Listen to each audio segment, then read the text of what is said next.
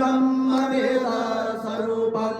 निजं निर्गुणं निर्विकल्पं निरेहं चिदाकाशमाकाशवासं भजेऽहं